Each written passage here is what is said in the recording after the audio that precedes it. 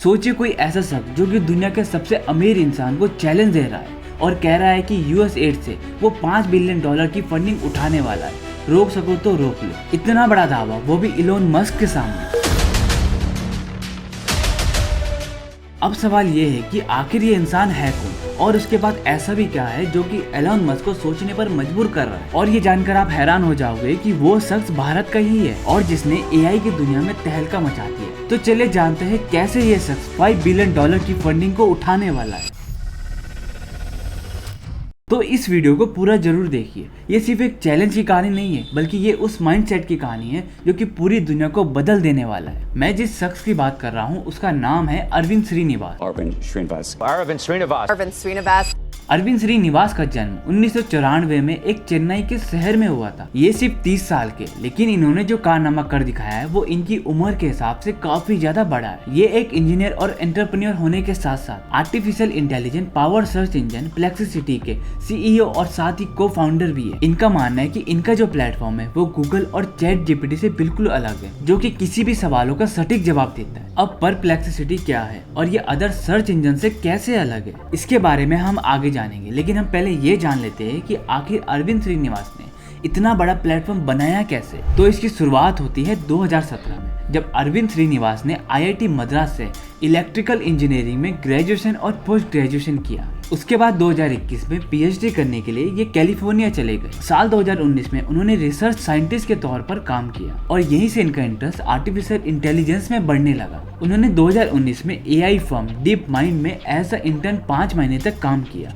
और उसके बाद वो सीधा चले गए गूगल पे काम करने के लिए। खुद को इस फील्ड में और भी ज्यादा एक्सप्लोर करने के लिए उन्होंने ओपन एआई में एंट्री ले ली। इस दौरान उनको महसूस हुआ कि उनको ऐसा एआई सर्च इंजन बनाना चाहिए जो कि गूगल और चैट जीपीटी से फास्ट हो। इस आइडिया के पीछे उनका इंस्पिरेशन था गूगल और चैट जीपीटी में मौजूद खामियां। जब हम गूगल में कुछ भी चीज सर्च करते हैं तो हमको डायरेक्ट जवाब नहीं मिलता है, और अरविंद गूगल और डीप माइंड में ऑलरेडी काम कर चुके थे, जिसका फायदा उन्होंने अपने स्टार्टअप में भी दिया। अरविंद को पता था कि उन्हें गूगल और चैट जीपीटी को किस तरह से बीट करना है। उन्होंने अपने काम के दौरान कई सारे एक्सपेरिमेंट किए, जैसे कि गूगल ने हेलोनेट और रेस्टनेट जैसे एडवांस मॉडल तैयार किए। ये जो मॉडल है ये इमेज को पहचानने की क्षमता रखते हैं, जबकि डीप माइंड में रहते हुए उन्होंने कंस्ट्रक्टिव लर्निंग में फोकस किया, जिसमें उन्होंने पॉजिटिव और नेगेटिव एग्जांपल के डिफरेंस को पहचानने की तकनीक को सीखा। वहीं ओपन एआई में डेली जैसे जनरेटिव मॉडल पर रीइंफोर्समेंट लर्निंग सीखी, जिसमें डायनेमिक मेथड से डिसीजन लेने की क्षमता को डेवलप किया। इसके अलावा इन्होंने दूसरे जनरेटिव मॉडल में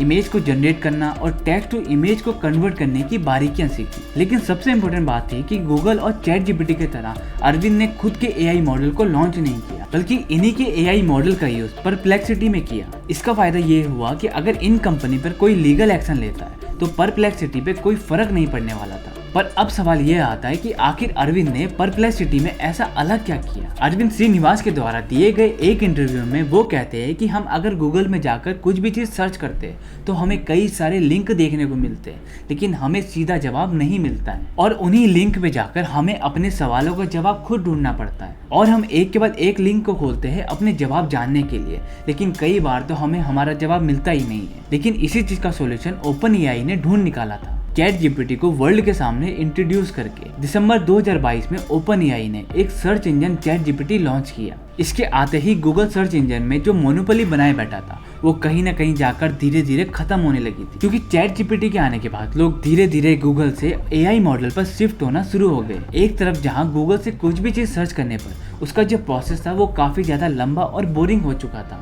पर जब हम चैट जीपीटी में कुछ भी चीज को सर्च करते हैं तो हमें बहुत ज्यादा आसान और सरल भाषा में जवाब मिल जाता है। लेकिन यहाँ पर एक प्रॉब्लम है, चैट जीपीटी कोई भी जवाब देती है, वो कितना ऑथेंटिक है ये हमें कैसा पता चलेगा, क्योंकि चैट जीपीटी तो कोई भी सोर्स नहीं देती है। गूगल और चैट जीपीटी की कुछ ऐसी ही प्रॉब्लम थी जो कि श्रीनिवास सॉल्व करना चाहते थे। 2022 में जब चैट जीपीटी को लॉन्च किया गया था तो अरविंद श्रीनिवास ने उसका यूज किया था और उनको उसमें कई सारी कमियां भी देखने को मिली, जैसे कि ये रिसेंट न्यूज के बारे में साइलेंट था और ये सोर्स भी मेंशन नहीं करता था। इन्हीं दोनों पॉइंट्स ने अरविंद श्रीनिवास को नया एआई मॉडल बनाने के लिए इंस्पायर किया। 2021 से लेकर 2022 तक वो ओपन एआई में रिसर्च साइंटिस्ट का काम करने के साथ साथ वो एक ऐसे एआई सर्च इंजन में काम करने लगे जो कि गूगल से फास्ट हो और साथ ही चैट जीपीटी से भी फास्ट हो, और हमारे जो क्वेश्चन का आंसर है वो सटीक के साथ साथ सोर्स भी मेंशन करे। इस तरह की कमियों को दूर करने के लिए अरविंद 2022 में एक कंपनी बनाते हैं प्लेक्सिसिटी नाम से, और वो उसके को फाउंडर भी बनते। इस नई कंपनी Perplexity को खड़ा करने के लिए उनका जो सपोर्ट है वो उनके 3 दोस्तों ने दिया, Andy क्विंस्की,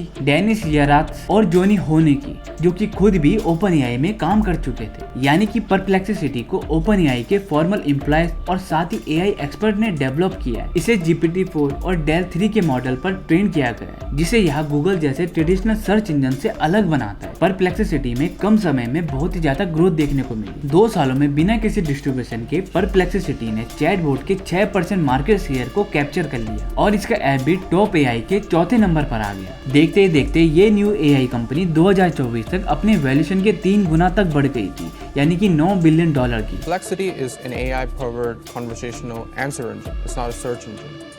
So you ask a query, you ask a question, it just directly gives you the answer. The main difference from other chatbots like ChatGPT is that you always get the sources. उन्होंने दावा किया कि ये सबसे पहला search engine है जो कि किसी भी जवाब का सटीक आंसर देता है और साथ ही सोर्स भी मेंशन करता है कि उसने कहां से लिया है। इसी कारण से Perplexity का यूज और भी ज्यादा बढ़ने लगा। Perplexity केवल जवाब ही नहीं देता है बल्कि उसके सोर्सेज को एक सिस्टमैटिक तरीके से हमारे सामने रखता है, यानी कि ये सिर्फ एक सर्च इंजन नहीं है बल्कि एक डीपली रिसर्च करने में हमारी हेल्प करता है। Perplexity AI कंपनी बहुत ही कम समय में एक पावर सर्च इंजन AI बन चुका है, जो कि आज गूगल और अदर कंपनी को भी चैलेंज दे रहा है और गूगल को उसने दबा के रखा हुआ है, क्योंकि स्पीड और एक्यूरेसी के मामले में अभी तक कोई भी इसको बीट नहीं कर पाया है। अगर Perplexity ऐसा ही आगे बढ़ता चला गया तो आने वाले समय पर ये AI का फ्यूचर बदल सकता है। Perplexity के एडवांस फीचर को देखते हुए गूगल और ChatGPT के अंदर भी काफी ज्यादा हलचल मच चुकी है। Perplexity को कम्पीट करने के लिए इन अदर कंपनी ने अपने जो R&D है उसको और भी ज्यादा सतर्क कर दिया है और अपने फीचर इंटरफेस को बढ़ाने में लग चुकी है। Perplexity आज टॉप की कंपनी बन चुकी है, जिसमें Nvidia, न्यू एंटरप्राइजेस एसोसिएट और वायरा जैसे फेमस इन्वेस्टर ने भी इसमें इन्वेस्ट किया है। इसके अलावा इसमें Amazon के फाउंडर भी इम्पोर्टेंट इन्वेस्टर है, जिसमें दिसंबर 2024 तक ये $500 मिलियन की फंडिंग उठा चुके हैं। इसमें इतने बड़े बड़े इन्वेस्टर जुड़े तो कहीं ना कहीं इसमें कुछ बात तो जरूर होगी जो कि आने वाले फ्यूचर सर्च इंजन को बदल सकती है। मैं उम्मीद करता हूँ कि आपको वीडियो पसंद जरूर आई होगी। मिलते हैं नेक्स्ट वीडियो में, तब तक के लिए जय हिंद, जय भारत।